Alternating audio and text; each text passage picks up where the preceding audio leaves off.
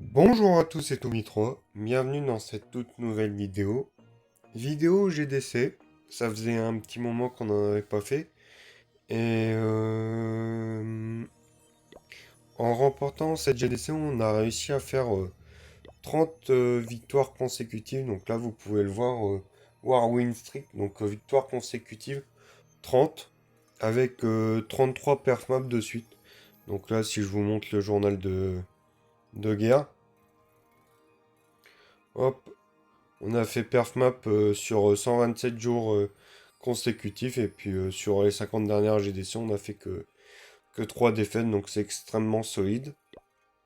Et puis sans plus tarder, on est parti pour la première attaque de King of Lord.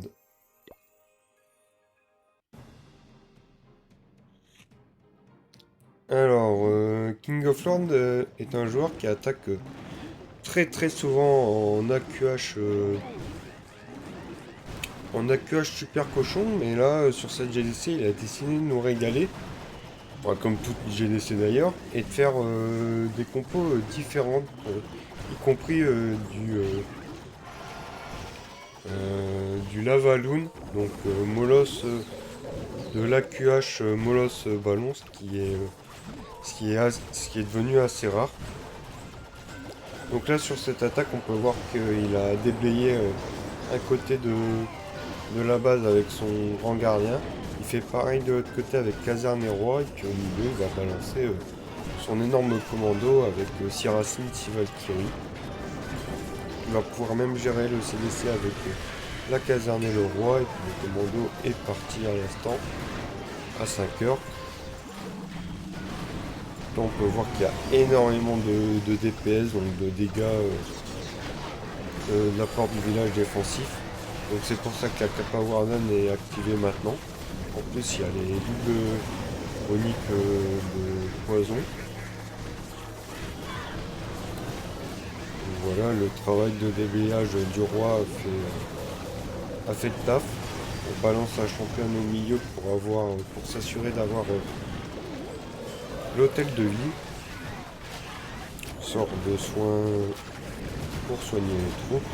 Une capacité de la championne pour gérer le milieu du village. Malheureusement avec le poison elle va décéder dans pas longtemps. Puis là on vient de déployer notre dernier sort de rage et puis on peut voir qu'il reste plus rien sur le village, qu'on a encore la capacité de la reine. Donc du coup c'est une très belle attaque de la part de King of Lord qui nous régale d'entrée de jeu avec ce premier perf. Encore la capacité de la reine, ça passe extrêmement large. Hop. Alors AQH Molos Ballon. Ça fait des lustres que j'ai pas vu ça en TH16. Alors on commence par un AQH à 3 heures avec une Open Sapper à 4 heures. Quand je dis 3 heures, 5 heures, 4 heures, c'est vous imaginez une horloge et puis donc du coup en imaginant l'horloge, ben, ça paraît assez intuitif. Donc 3 heures c'est à droite, 6 heures en bas, 9 heures à gauche et midi en haut, et ça permet d'être plus précis quand, quand on désigne où sont lancées nos troupes. Donc là malheureusement la reine qui a décidé de remonter et le roi est tout seul au milieu du village. Il ne sera pas accompagné de la reine. Est-ce que ça sera suffisant pour tomber l'HGV? Ça me semble être assez compromis. Donc non, ça sera pas le cas. Donc la reine va tourner, elle va quand même prendre l'aigle. Donc là c'est bien joué je trouve de la part de King of Lord qui décide de déployer sa championne royale pour avoir le centre du village et essayer d'avoir cet hôtel de ville. Et il va tomber grâce à la championne, donc c'est bien joué de sa part. Ça c'est une belle preuve d'adaptabilité de sa part. Et donc du coup on laisse la pioche se poursuivre et on se concentre sur le mauvais ballon. Donc un premier groupe Le ballon est déployé, capacité pour protéger le molosse ainsi que les ballons qui vont au milieu du village. Et on déploie nos derniers ballons sur la gauche du village. Et puis là, le centre du village a été fortement endommagé par la championne. Et là, 100% du milieu du village est géré par la fin du molosse ballon. Et puis là, on peut voir que la reine qui tape toujours et encore. Donc au final, c'est peut-être même pas plus mal qu'elle ait tourné. Et puis on peut même troll un sort. Très belle attaque, encore une fois, de notre ami King of Lorn, qui finit une fois de plus sur sa capacité de l'arène. Hop, on est parti, donc là, avec la compo phare de King of Lorn, donc de l'AQH Super Cochon. Donc ce qui fait le plus mal au Super Cochon, c'est l'aigle et puis l'HDV. Donc là, on a l'aigle qui est donné, donc on se jette dessus, qui est protégé uniquement par un roi, donc on va facilement avoir cet aigle.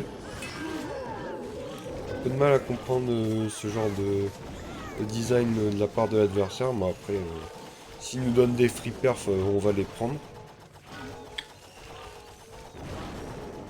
Donc l'arène qui part à 6h. Un déblayage avec Yeti.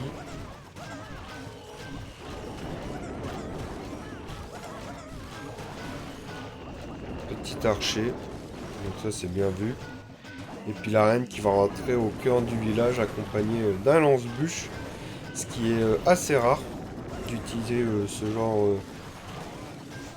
d'engin de siège. Mais écoutez, là c'est bien joué parce que la reine elle aurait pas pu avoir accès au centre du village. Et là avec le lance-bûche, ça va faire le taf. Un sort de séisme pour ouvrir et endommager le centre du village.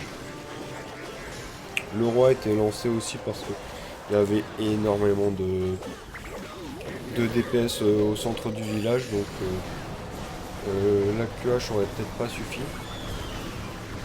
Et là on peut voir que on a utilisé nos super cochons sur la 3 heures du village avec directement la capacité du grand gardien. Et là le centre du village a été nettoyé, donc du coup après ça va être une promenade de santé pour King of Lorn. Il aura fait une magnifique attaque avec un lance-bûche, donc c'était très très bien vu de sa part. On va mettre au x2 parce que là ça passe quand même assez large comme les deux attaques précédentes. Donc bravo pour sa GDC avec ses deux comptes TH16, il aura fait 4 perfs, donc 2 six-pack de sa part. Donc encore bravo à toi King of Lorn. Donc voilà, perf aussi sur le 4 en AQH Minogue. Et là Raton qui nous a aussi régalé, qui a aussi fait son 6-pack. Donc là sur cette GDC c'était très déséquilibré parce qu'ils avaient beaucoup plus de TH16 que nous on en avait. Ils en avaient 7 de même. Ils en avaient 7 contre nous seulement 4. Donc là on est parti avec Raton sur un AQH. Donc on voit beaucoup d'AQH en TH16 sur nos TH16 à nous. Donc du coup la reine qui va gérer la partie gauche, la partie droite pardon, du village.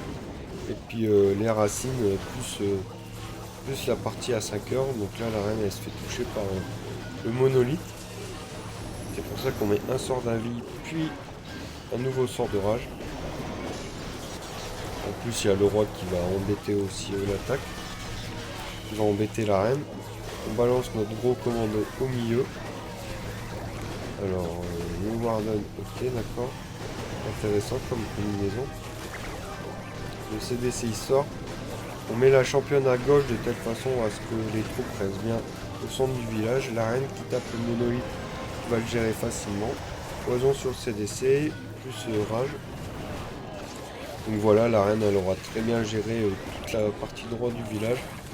Avec le miroir ça va aller facilement. Donc là on est toujours très très bien du côté de Sheraton. avec la reine qui aura bien funnel le gros commando. Puis là, il reste encore la capacité du roi, ça passe très large. Donc avec le gant du roi, un équipement très sollicité en GDC. Et puis là, il reste encore notre 3 full vie, notre reine full vie. Il reste aussi CDC, puisque étonnamment, on n'a rien pour le gérer, on n'avait rien pour le gérer, comme on a attaqué en seul. Et donc ça passe très bien. Donc là, on va passer sur le TH15 avec deux attaques. Une de Jonx,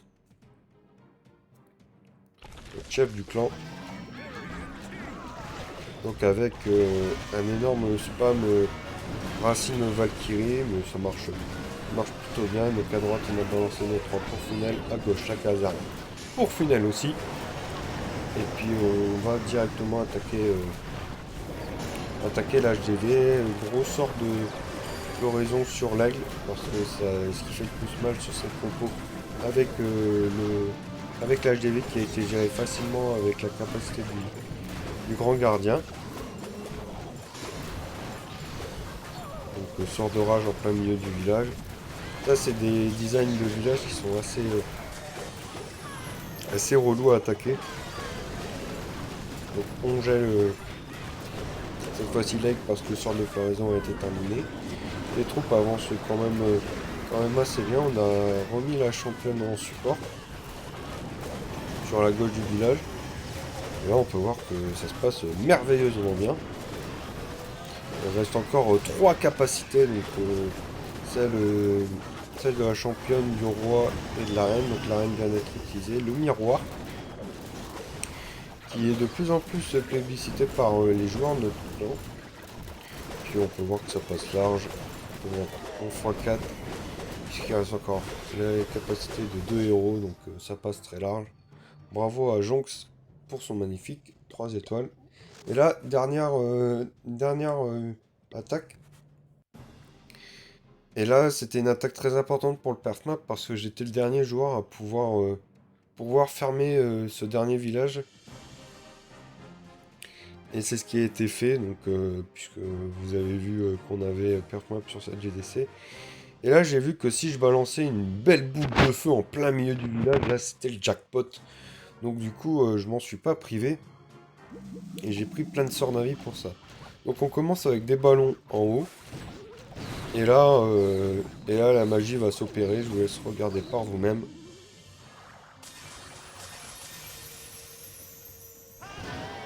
Bim, grosse boule de feu. Séisme. Donc là, avec la boule de feu impeccable, on a pris la tour unique de rage. Une catapulte. Le CDC. Donc j'ai assuré le coup en mettant 2 séismes. Avec un séisme, je pense que c'était bon, mais j'ai préféré assurer parce que je savais très bien que si je tombais tout le milieu du village, ça passerait assez largement.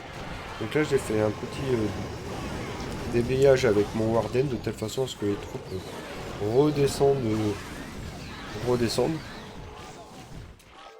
Caserne à 6 heures. Donc la petite erreur, j'ai balancé mon super sapeur alors qu'il y avait encore l'hôtel du gardien qui pouvait m'embêter. Donc du coup j'ai plus de sa super sapeur, j'ai dû utiliser mon sort de saut. Là j'ai dû geler parce que le monolithe attaquait ma reine. Donc là les troupes avancent merveilleusement bien, donc attaque super sorcière. J'adore ça. Hop, le roi qui se régale. Je vais activer sa capacité pour ouvrir le cœur du village. Il ne reste plus grand chose avec notre boule de feu du seigneur qui est parti tout ravager. Les racines du CDC qui sortent de telle façon à faire des ouvertures. Et puis là on a encore toutes nos super sorcières. Il reste encore sort de rage plus miroir. Donc j'aime bien utiliser ma capacité de la reine sous sort de rage, comme ça les 3 reines elles tabassent les environs là où j'ai pu poser mon sort de rage. Donc là sorcier et barbare pour gérer le canon, je viens de mettre la championne royale qui sert de clean à ce niveau-là. Il reste encore toutes nos super sorcières. Capacité CR et puis un sort de gel qui va ne servir à rien. Et c'est 3 étoiles qui passe super facilement et très content d'apporter le perf map à l'équipe. Donc on poursuit non seulement notre série de victoires, qui est de 30 et notre série de perf map qui est de 33. J'espère que vous avez passé une bonne vidéo en ma compagnie, puis je vous retrouve bientôt pour éventuellement une autre vidéo sur le village principal. Salut tout le monde, bye bye.